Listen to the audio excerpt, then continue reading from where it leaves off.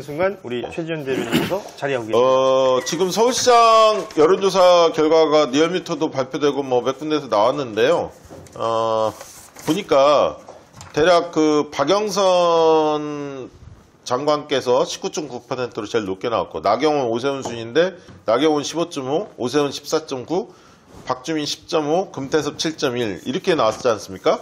이렇게 나왔는데 박영선 장관이 어쨌든 민주당 그 후보 중에는 거론되는 잠재적 후보 중에는 1위를 기록하고 있고, 네. 그다음에 이제 박주민, 우상호 이런 순이에요. 근데 이 흐름은 크게 바뀌진 않았습니다. 그러나 과거에 비하면 초창기에는 박영선, 박주민이 엇비슷했어요. 우상호 의원이 조금 떨어졌고, 이렇게 둘이 비슷하고 한 분이 좀 떨어졌는데 지금은 박영선 의원이 확 올라갔어요. 네. 그 이유는 뭐냐면 박영선 장관을 자꾸 호출을 하잖아요. 여론조사도 호출하고 나오냐 안 나오냐 계속 관심을 박영선 쪽에 초점을 뒀고, 그렇죠. 그 다음에 이제 박영선 장관이 장관으로서 지금 일을 잘 하거든. 네. 평가가 괜찮아요. 그리고 경제를 잘한다. 그 다음에 이제 똑똑하다. 그리고 말을 좀 잘해. 이런 것들이 이제 몇 가지가 형성이 되면서 과거에 이제 비노, 비주 이런 이미지가 지지층한테 좀 핸디캡이었는데, 지금 많이 이게 또 달라졌으니까. 이제 장관으로 문재인 대통령이 발탁하면서 좀 세탁을 했어, 사실. 완전히 세탁됐다고 세탁. 봐요. 예. 그리고 정치 현안에서 안 나섰기 때문에 한 예. 1, 2년을 그렇죠. 조용히 지냈기 예. 때문에 염장을 지른 그런 게 없잖아요. 지지층들한테. 네. 그러다 보니까 싹 올라온 거예요. 근데 지금도 박영선 장관이 확고하게 그 출마 결심을 굳히지 못했다고 해요. 왜냐하면 당내에는 또 우상호 의원이 굉장히 세거든요. 의원들하고 관계도 오래됐고, 또 우상호 의원도 굉장히 똑똑하다는 이미지가 있고, 능수능란함, 일을 잘한다 이런 이미지가 있지 않습니까? 386 그렇죠. 대표 주자이기도 예. 하고, 또 박주민 의원 같은 경우도 많은 분들이 경쟁력이 참신하기도 하고 경쟁력을 기대하다 보니까 이 당내 경선에서 내가 돌파할 수 있을까?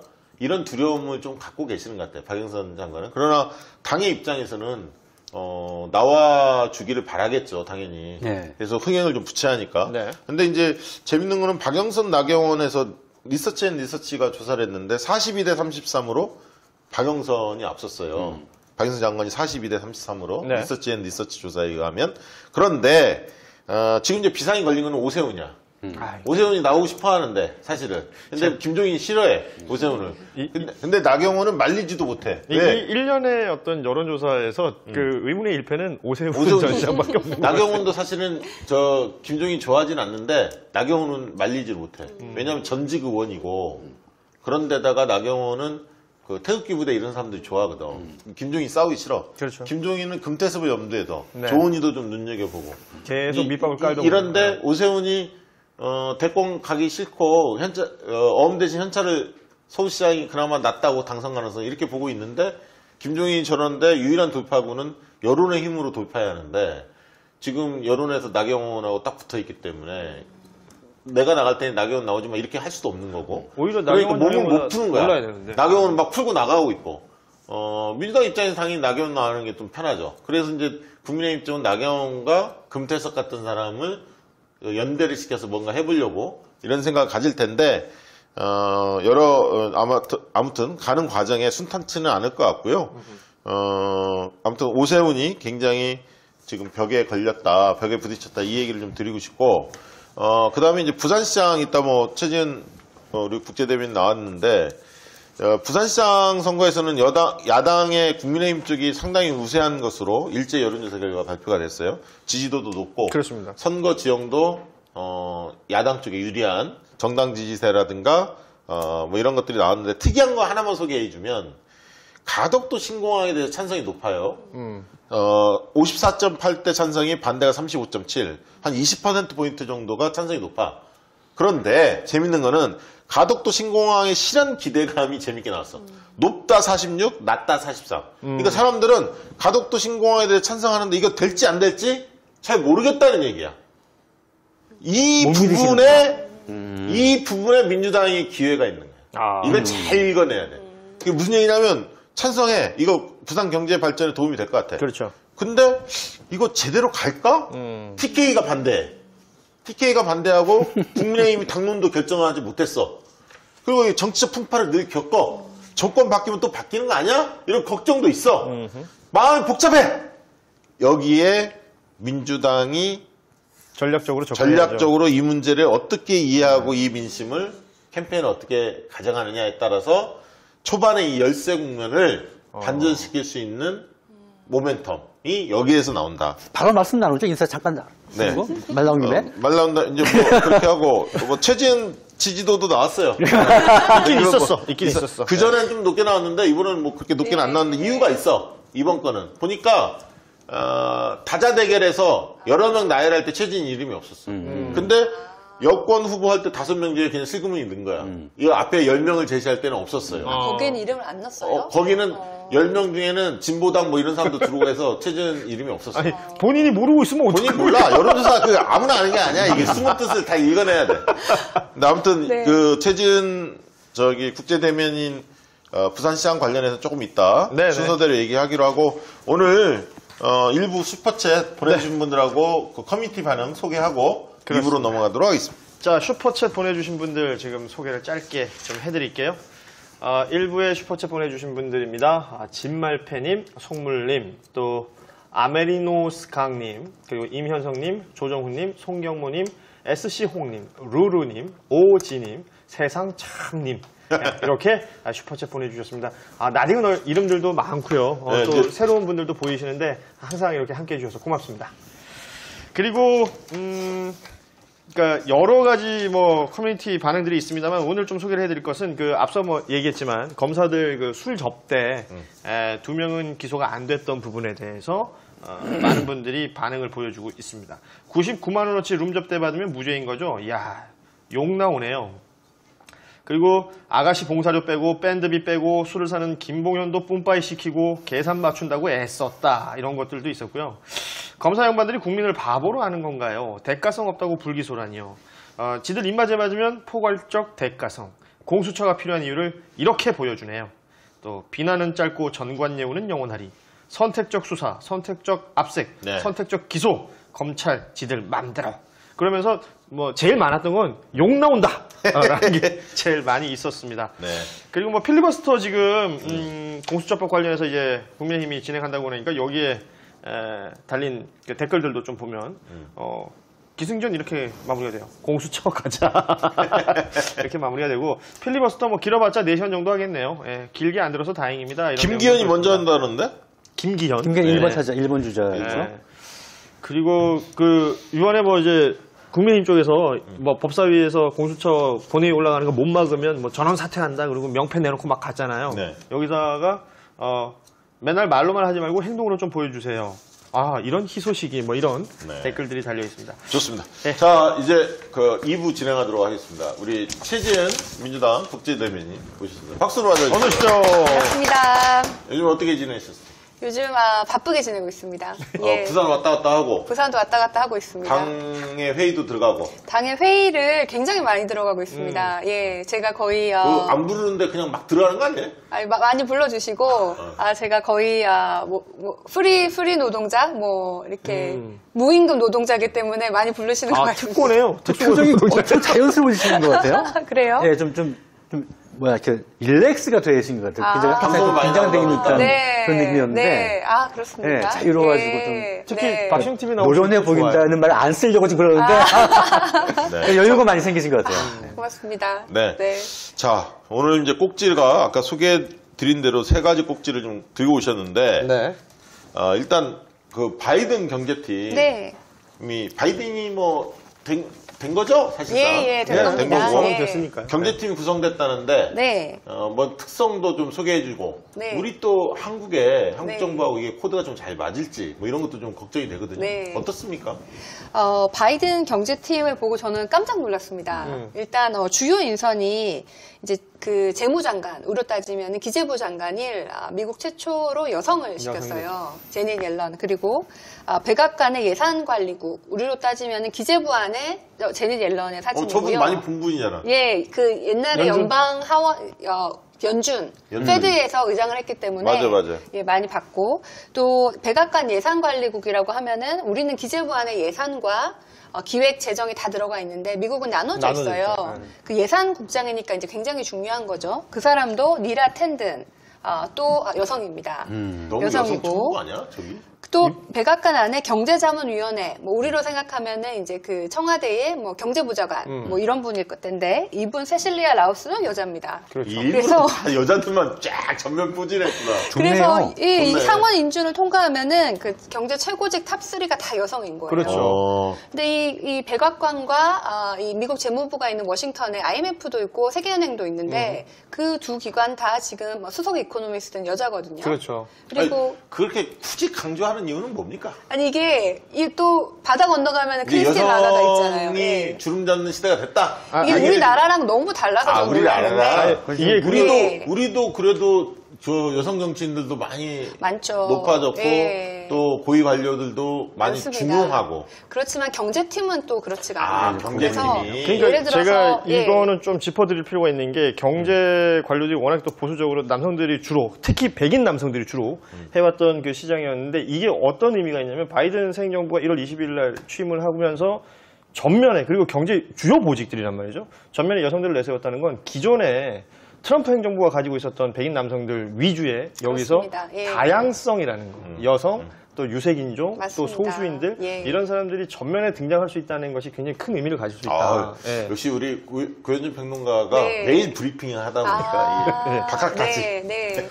제가 신문만 봅니다. 네. 탑3만 말씀드렸는데 네. 예를 들어서 재무부 차관 굉장히 높은 자리잖아요. 기재부 차관. 청년 남성이에요. 39세. 39세. 예. 그리고 또 국가경제위원회 위원장 41세. 브라이언 디스 41세. 그러니까 지금 이 탑5가 3명은 여자고 2명은 청년인 거예요. 그리고 다양한 인종들이 섞여 있고. 최지은 예. 지 국제 대변인께서 40이던가요? 예, 마흔입니다. 그러니까 딱 그 네. 나이대 있는 차관할 분들이 다 나이인데. 꽉 잡고 있네요. 그래서 이런 사람들을 보면은 말씀하신 것처럼 바이든이 포용, 다양성 이런 메시지를 내고 있는 것 같은데 또 놀라운 거는 이 청년들을 봤을 때 시장의 반응이 정말 훌륭한 사람들이고 뭐 이 사람들이 인수인계 할 것도 없이 내일 바로 일 시작해도 된다 이런 식이에요. 주식시장의 반응이 반응이. 좋네요. 그러니까 나이는 어리지만 오바마 때부터 검증이 되어 있었던 거예요. 네. 주요 자리에서. 그때 오바마 때는 이 사람들이 30대 초중반이거든요. 30대 초중반에도 그렇게 중요한 역할을 실력만 있으면 주는 사회 구조가 이 결과를 나타냈다고 근데 생각합니다. 이제 원래 이제 민주당 옛날 힐러리 때 특히 그게 심했는데 월가에 너무 영향을 받는다. 네. 월가가 너무 친하다. 네. 이런 어떤 비판적인 인식도 좀 있었잖아요. 있죠. 네. 그런 지금 5분 거론된 분들은 네. 그런 분들은 아니고 좀 개혁적인 어떤 성향이 좀 있는 건가요? 뭐 브라이언 디스 같은 경우는 블랙록인가 그 이제 펀드 회사에 이사로 있다고 왔어요. 오바마 때는 막 공공에서 일했지만 그래서 미국 같은 경우에는 민간 공공 학계가 굉장히 이동이 자유롭기 때문에 한국 같은 경우에는 뭐 교수님은 대부분 교수로 계시다가 갑자기 차관이나 장관이 되시면 전혀 경력이 없으시잖아요. 근데 네. 이분들은 많이 왔다 갔다 하세요. 그래서 이 사람들이 정책을 어떻게 하느냐가 중요한 거지 이 사람이 과거에 민간이 있었느냐 없느냐로 구분을 하면 안 될 것 같은데 사실 이 5명 다 이 정책이 굉장히 사회 안전망 강화, 노동자 위주, 따뜻하네요. 예, 따뜻한 이른바 사람들이고, 진보적이죠. 예. 예, 뭐 최저임금 인상. 그리고 이 사람들이 대부분 일한 게 이제 노동 경제학자들이 주로 들어갔어요. 그래서 사실 뭐 부자 증세 이런 것들을 다 담고 있기 때문에 과거보다는 좀 더 진보적인 정권이 될 것 같습니다. 야, 이건 의미가 있네. 만약에 이제 미국이 그런 거를 쭉 펼치면 어쨌든 그래도 우리 국민들이 미국을 많이 보거든요. 영향 많죠. 시대적 흐름이 저렇게 간다. 네. 그러면 아무래도 시대적 흐름이 그렇게 가면 진보적인 의제들이잖아요. 대부분 지금 그렇죠. 이야기하는 게. 그렇다면 그렇죠. 지금 우리가 한국에 미치는 영향도 있죠. 80년도 그렇죠. 레이건 이후로 네. 항상 그런 경제 체제만 견제만 네. 봐왔기 때문에 그럼 오바마도 크게 못 고쳤잖아요. 못 깼죠. 근데 그 네. 방이 그렇게까지 가면 엄청나게 큰 변화를 보이겠네 우리가 볼 때. 지금 뭐 사실 레이건 오바마 이름 때 오랜만에 듣는 그러니까 레이건부터 시작한 거예요. 그러니까요. 지금의 네. 미국이. 팍스노미스. 들어봤지, 팍스노미스. 예. 오바마 때 경제 관료들이 사실 많이 중용이 됐어요. 뭐 브라이언 디스 같은 경우도 뭐 오바마의 보좌관 출신, 네. 다 오바마 출신들이 되게 많긴 한데 그럼에도 불구하고 바이든 자체가 굉장히 진보적인 여러 정책을 얘기를 하고 있기 때문에 당장 뭐 제닛 옐렌 같은 경우에는 통화 완화주의자예요. 그렇죠. 그래서 대표적인 비둘기파라서 원래 이 사람은 전공이 노동경제학인데 그 우리로 따지면 한국은행 같은데 장을 한 거예요.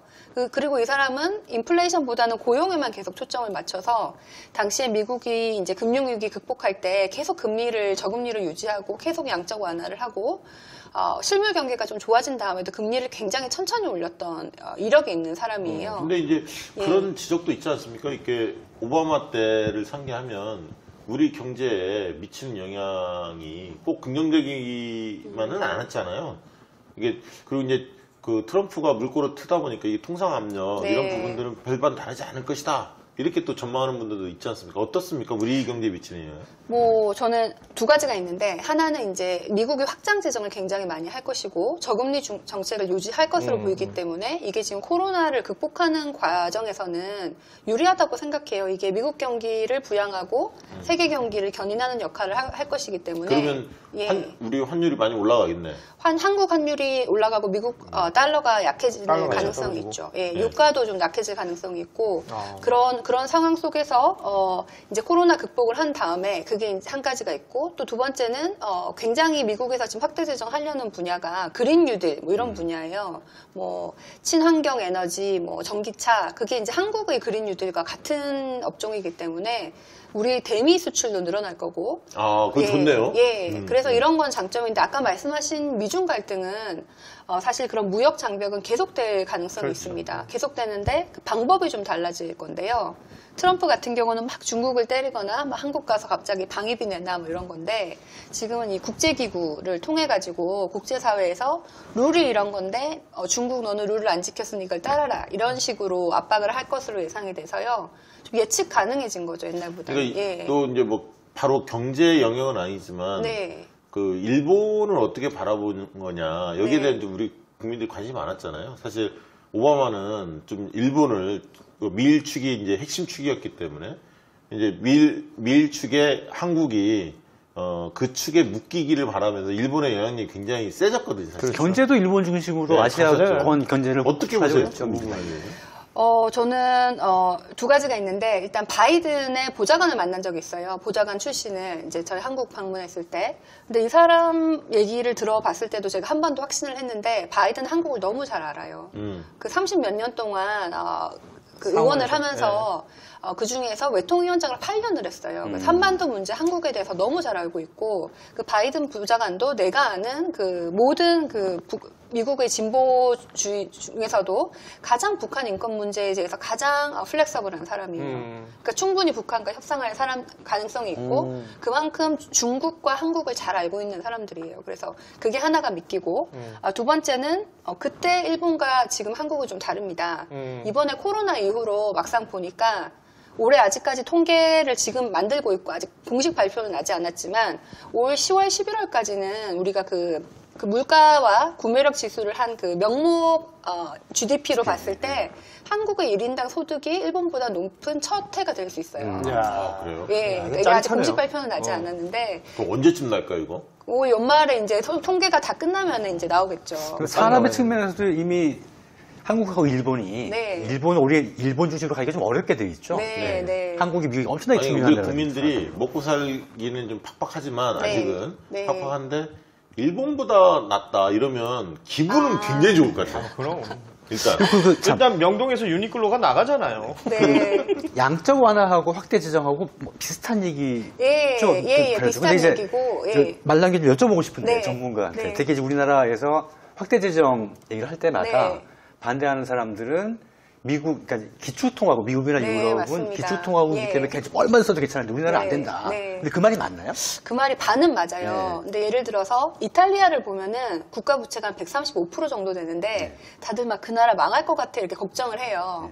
근데 한국과 이탈리아를 비교를 해보면 한국이 훨씬 더 믿음이 가는 게 이탈리아는 자기 나라 내부의 중앙은행이었고 자기 통화가 없고 유로를 쓰잖아요. 예. 근데 한국은 우리만의 통화 정책을 할 수가 있거든요. 여력이 더 크고 또 우리는 수출이 경상수지가 흑자예요. 수출이 더 많은 나라예요.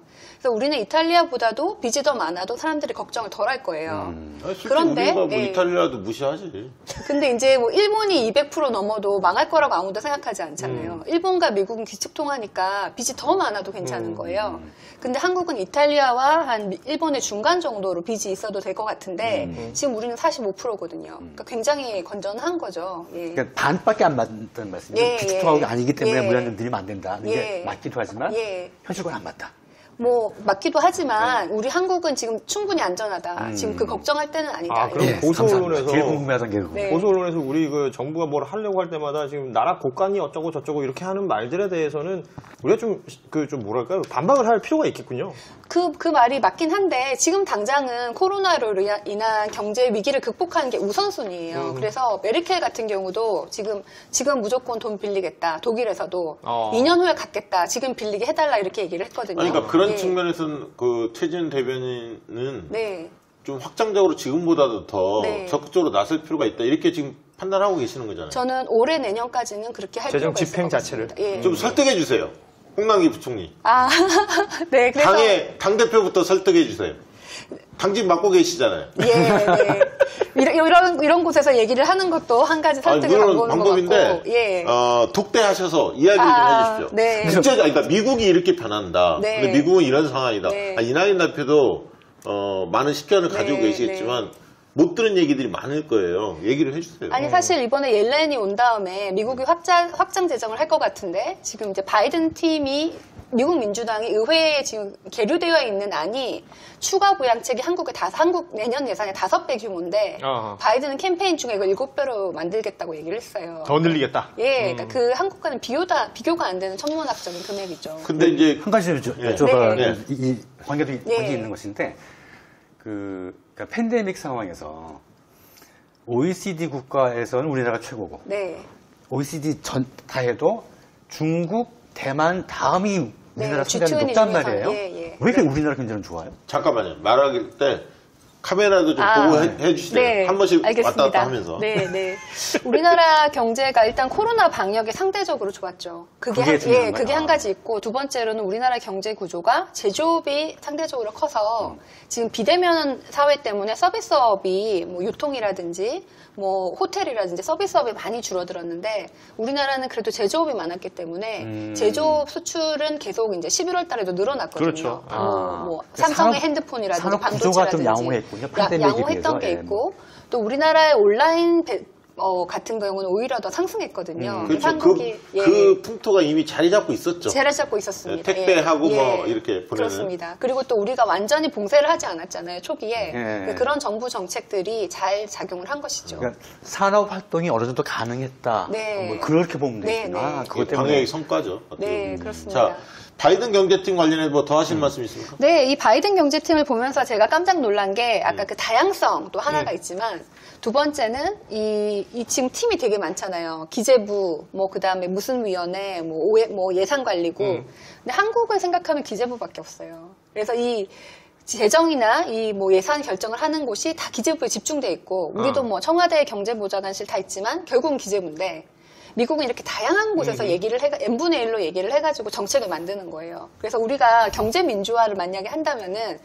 이 경제 정책을 만드는 과정부터 좀 민주화를 해야 되는 게 아닐까 그런 생각이 들었고 또 세 번째 또 놀란 것은 이 제넷 옐렌이 이런 일 했어 뭐 누구는 이런 일 했어 이 얘기를 들으면서 이 사람들이 이제 경제 관료가 됐으니까 바이든 팀은 확대 재정할 거야 뭐 노동자를 위한 정책을 할 거야 이게 그려지잖아요. 근데 제가 한국에서 뭐 장관 인사, 차관 인사 이름을 보면서 그려지는 사람이 몇 사람 없어요.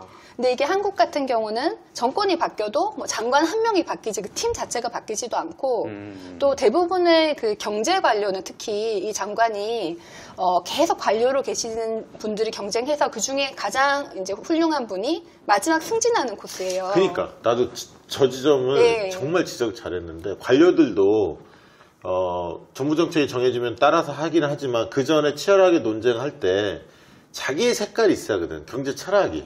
각자의 생각이 다를 수 있잖아요. 근데 그런 것이 드러나진 않아. 경제 한국은 관료가. 없죠. 없고 이제 관료로서 계속 사는 동안 정책을 누가 결정하면 그걸 실행하는 역할만 계속 하다가 그러니까 그 늘공들의 한계일 수 네, 있죠. 갑자기 네. 장관이 됐는데 뭐 이게 나의 철학과 비전을 바탕으로 난 이렇게 갈 거야를 하기가 쉽지가 않아요. 그러니까 안정된 관리형이지 새로운 뭐 혁신형, 선도형 리더가 되기가 힘든 거예요. 야, 예. 그런 측면에서는 그러니까 예를 들면 청와대 정식실이나 네. 이 총리실 뭐 역할 이것도 크지만 네. 경제 관료들의 풍토를 어떻게 좀 건강하게 바꿀 거냐. 그러니까 이제 다양성이 좀 있게끔 예. 이렇게 성장할 수 있는 토대를 어떻게 확보할 거냐. 이것도 굉장히 중요한 혁신 과제. 네. 사실 검찰 다음에 기재부예요. 그러니까 이제 박정희 시대에 그 경제기획원 이래 경제부처 엄청나게 힘이 센 상태에서 전두환 거치면서 그게 전혀 죽지 않죠. 지금 왔기 때문에 같은 우리 원리. 사회에 네. 검찰이 지배하는 나라, 네. 관료가 이끌어온 나라, 네. 이렇게 보지 않습니까? 네. 그러니까 이제 아까 우리 검찰개혁, 언론개혁, 그 다음에 이 관료개혁, 특히 이 경제 라인, 네. 기재부 라인. 기재부 예. 중요하죠. 아니, 네. 열심히 잘하고 계시지만 그러나 아니, 그러니까 과거부터 흘러내려온 어떤 네. 구습이나 뭐 그런 것에서 전혀 변하지 않는 분이 너무 많기 때문에 새로운 흐름에 맞게 변화해야죠. 네, 그래서 그 올라갈수록 좀 개방성을 많이 할 필요가 있을 것 같고, 사실은 이게 부산시장 선거도 어떻게 보면 저는 관료 사회랑 상관이 있다고 생각해요. 이게 어느 정도 그 관료 사회의 권위주의 이런 거랑 그 부산시장 선거를 대부분 젠더 문제라고 생각을 하는데, 제 생각에는 관료 사회의 권위주의가 위로 올라갈수록 사람들이 얘기를 못하고 갑질도 하고 이런 게 다 이어지는 거라고 생각을 하거든요. 그래서 말씀하셨지만 검찰, 뭐 관료 다 똑같은 거예요. 한번 들어가면은 그 안에서 이너서클이 돼서 그 안에서 이번에는 몇 기니까 네가 승진, 자기들끼리 정해요. 그리고 바깥의 세력을 막아내는 거예요. 그래서 이거를 다 깨야 된다고 생각을 그걸 합니다. 카르텔이라고 하죠. 예. 그 제가 그 방송 보면 여기 계신 분이 이쪽 보고 있으면 목이 아파서 못 봐요. 앞을 보고. 네. 너무 목이 돌아가서 앞을 네. 앞을 보고. 그리고, 그 진 노저스 관련해서 좀 여쭤볼게요. 네. 우리 이제 그 굉장히 세계적인 투자 그렇죠. 권위적인 예. 권위가죠. 투자에 있어서 이분이 최근에 그 얘기도 많이 했어요. 이분이 대한민국에 대해서 늘 높이 평가. 높이 평가하고 특히 북한 맞습니다. 잠재력이 크다. 예. 일본은 망할 거다. 이런 예언들을 많이 했죠. 투자도 많이 했고요. 한국에. 그리고 그래핀 소재에 대해서 신소재에 대해서 관심이 굉장히 많습니다. 개인적으로는 저도 그 소재에 관심이 많은데 어쨌든 짐 로저스가 미국 정부 부채 급증에 따라서 뭔가 심판의 날이 올 것이다. 그래서 네. 금융위기 가능성을 이야기했거든요. 네. 이 얘기를 좀 해주시죠. 저도 그걸 봤는데 사실 그 얘기를 하는 사람이 많아요. 그 소프트뱅크의 손정우 회장님도 지금 금융위기보다 더 큰 위기가 올 것이다 이런 얘기를 하셨고 지금 사실- 주식 갖고 있는 분들이 걱정이 많을 거야. 예. 그리고 뭐 용화개미. 요새 또 워낙에 주식 많이 하니까. 네. 예. 네. 그리고 국제기구에서 그 몇몇 분석을 봐도 미국이랑 중국의 기업 부채가 좀 우려스럽다, 부실채권이 많다 이런 얘기가 있고 또 실제로 남미의 몇 개 국가들은 신용등급이 많이 깎였어요. 네. 부실채권 뭐 이런 것 때문에.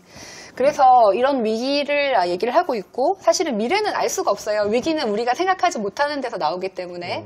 그런데 저는 현 상황만 봤을 때는 위험 요인이 좀 제어 가능한 수준이라고 보입니다. 컨트롤 가능하다. 예. 예를 들어서 지금 코스피가 연일 사상 최대치라고 하는데 그 이유를 보면은 어느 정도 경제 지표가 호전되고 있고 아까 뭐 반도체라든지 이렇게 수출이 많이 10월, 11월도 많이 늘어났어요.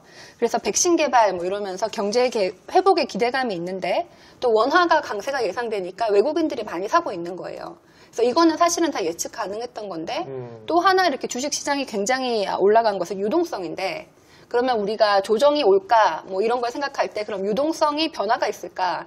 도대체 중앙은행은 한국은행이 금리를 언제 올릴까?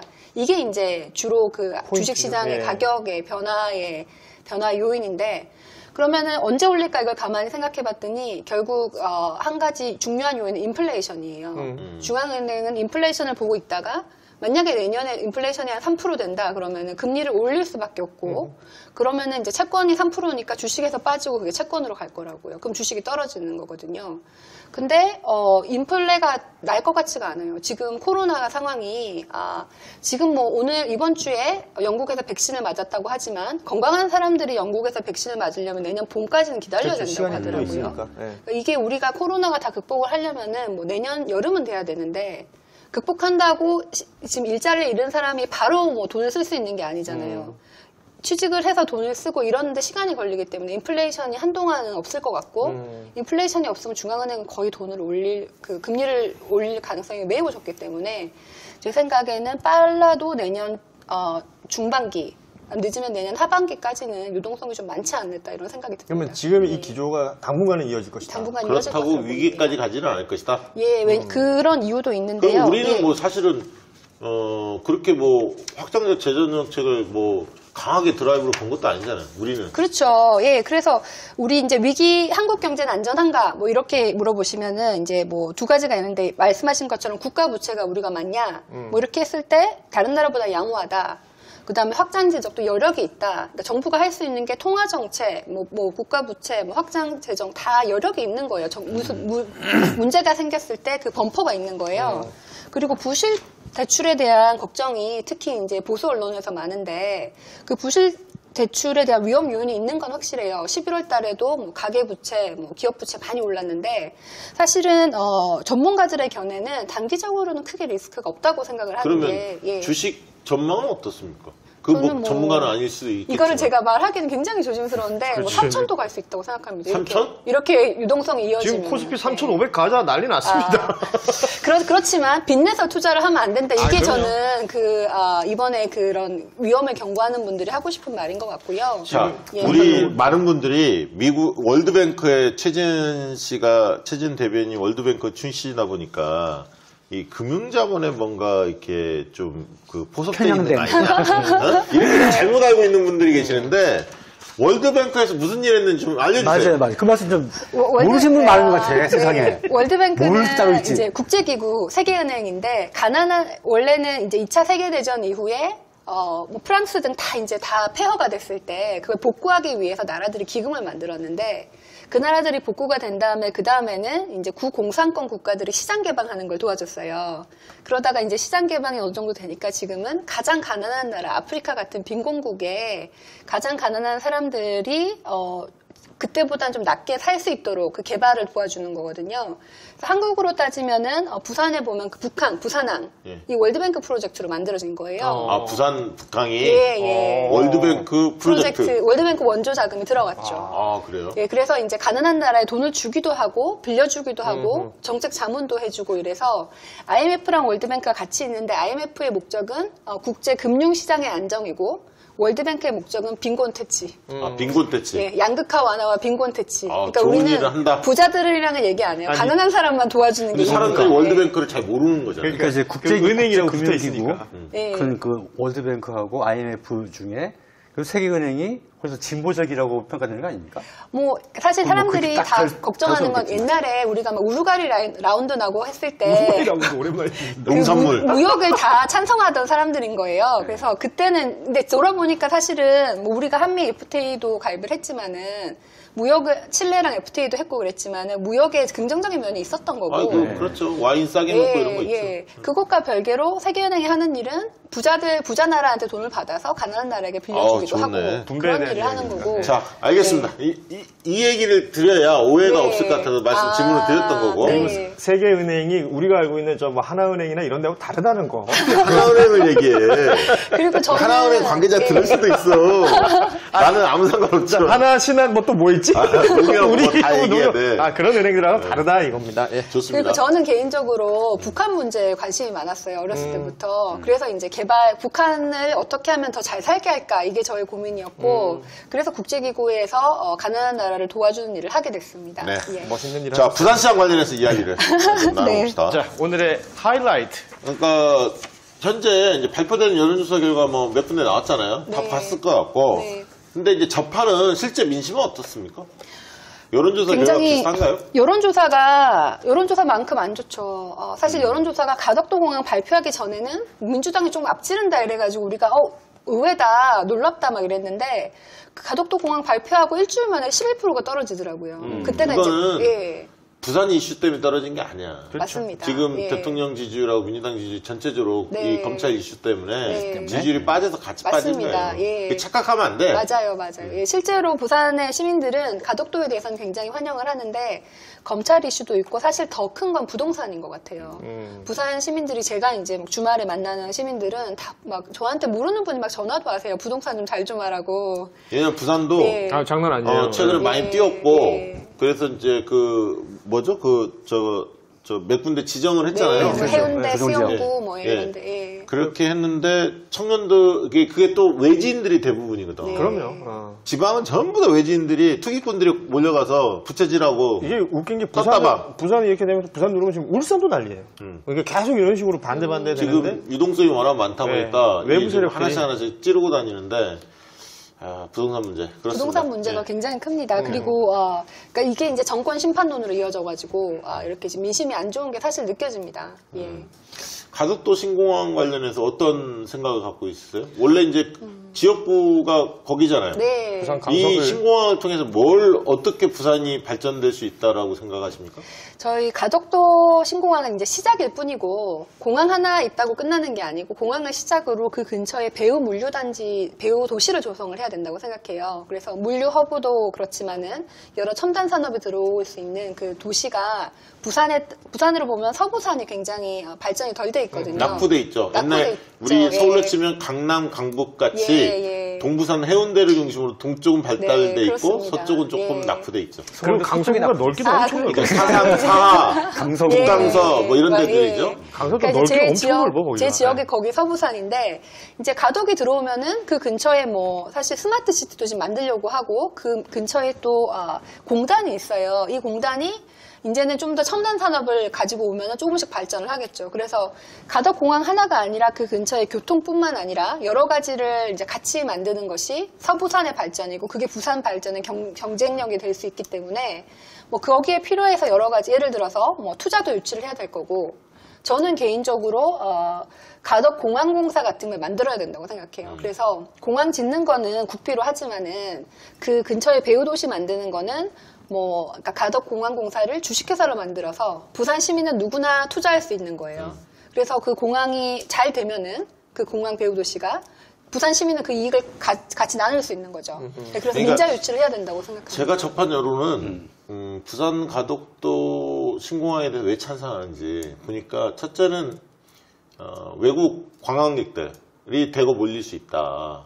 지금은 이제 김해공항이 새벽에 뜨지 못하거든요. 밤 늦게 하고 새벽에 못 뜨기 그렇죠. 때문에 네. 그리고 편수도 많지 않고 그래서 관광객 유치 효과가 상당히 클 거다. 두 번째가 이제 그 물류 이게 여객보다도 이 물류 수송 특히 그게 이제 첫 번째. 울산권 뭐부터 시작해서 네. 이 물류비가 절약되고 인천공항으로 다 와서 날렸어야 하는데 이 부분이 이제 있고 세 번째는 24시간 이용 가능하다 소음이 없고 이런 어떤 장점들이 좀 있는 것 같아요. 근데 네.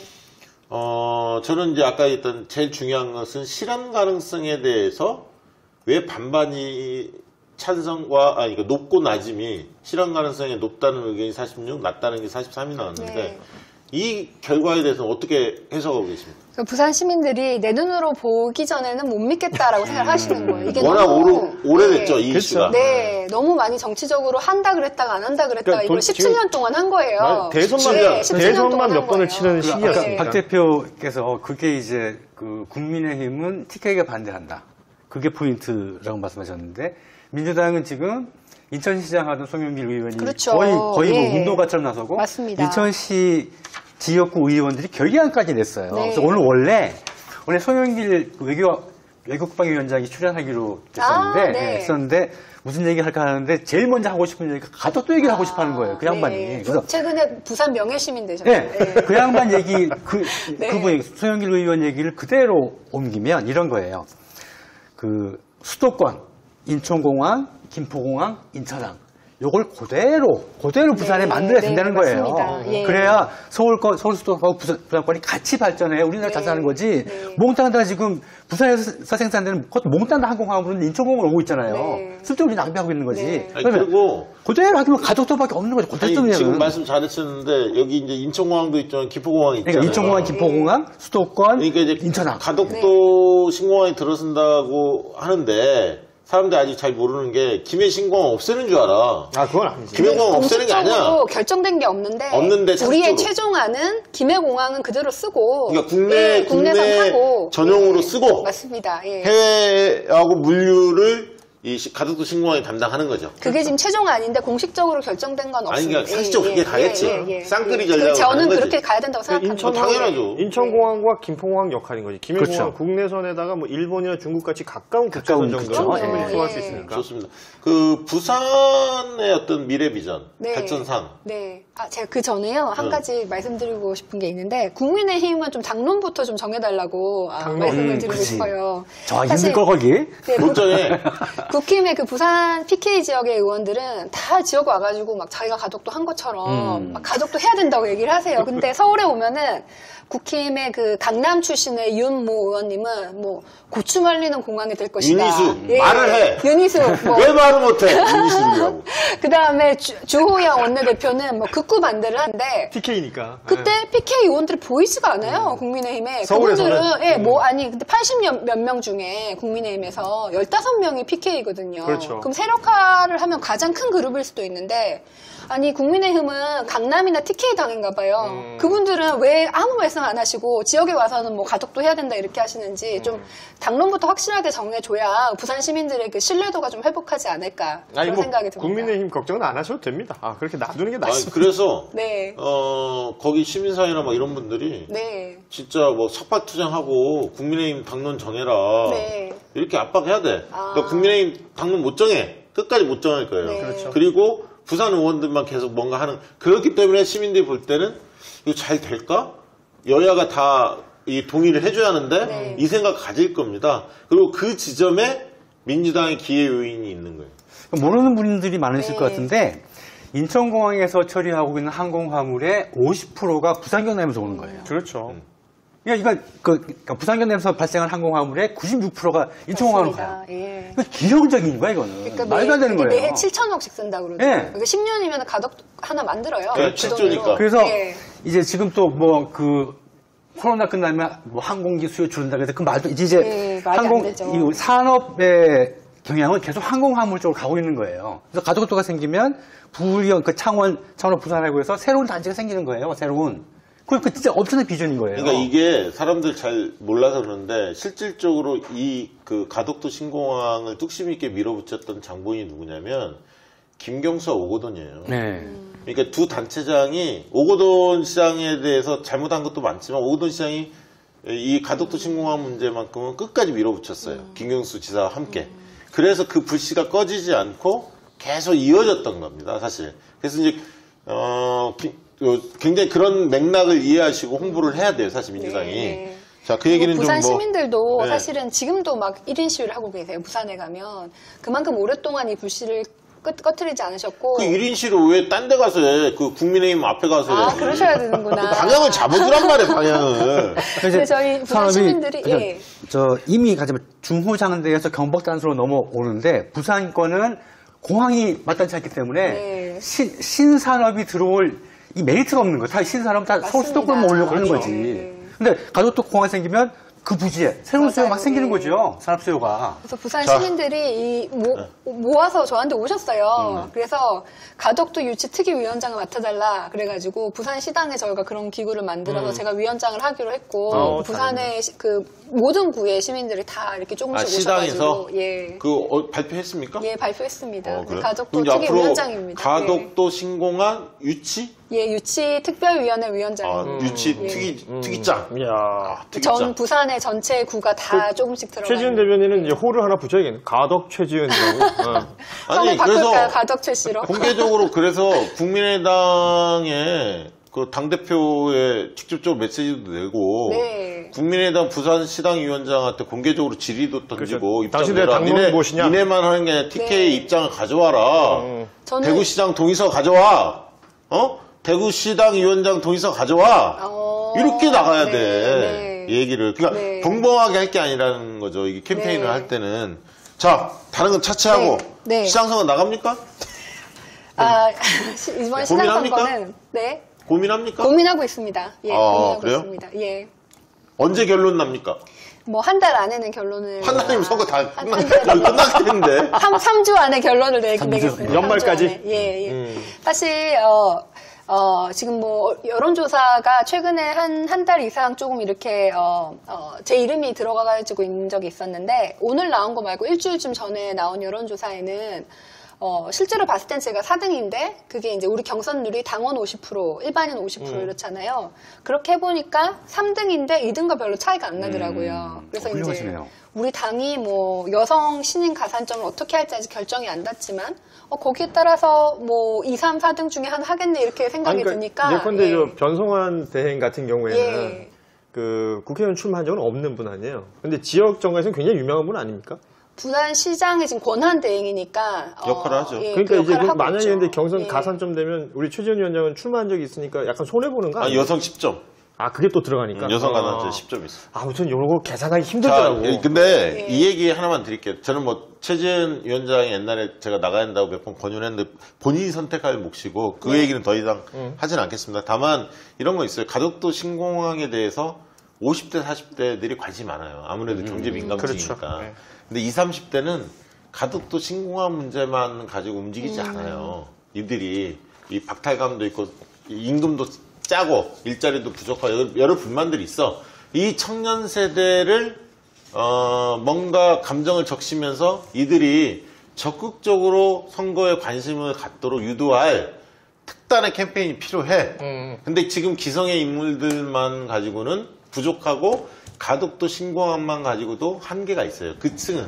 그래서 다각도로 고민을 해야 하고 그 20, 30대를 움직일 수 있는 인물도 필요하다. 그런 사람들이 경선에 많이 뛰어드는 게 좋다라고 저는 생각하는데 네. 그게 최지인일지 아니면 다른 사람일지 그건 모르겠으나 이런 어떤 측면에서는 경선에 이 좋은 분들이 많이 뛰어드는 것은 민주당 입장에서는 바람직할 수 있다. 특히 또 이현주를 맞상대할 사람이 있어야 돼. 이미지상 여성이면서 전문가 경제를 좀 알면서 싸워줄 수 있는 네. 이게 있는데 최진 대변인께서 잘 싸우는지는 내가 모르겠고 어쨌든 네. 그런 전략적으로 보면 그런 것들이 좀 필요하니까 여러 군데에서 뭐 제안들은 좀 있는 것으로 들었는데 아무튼 고민이 뭐 본인이 선택할 역할이니까. 뭐 제가 그런 사실 결정은. 지금 뭐 제가 시장이 되냐 안 되냐 뭐 조직은 어떠냐 이런 건 전혀 고민을 안 하고 있고 부산의 비전은 뭐냐 우리 당은 어떻게 해야 되냐 이걸 사실 주로 고민을 하고 있는데 사실 제가 좀 이게 아직까지 구체적이진 않지만 9개 정도를 생각을 해봤어요. 그 중에 하나는 이제 청년 정책이 들어가 있고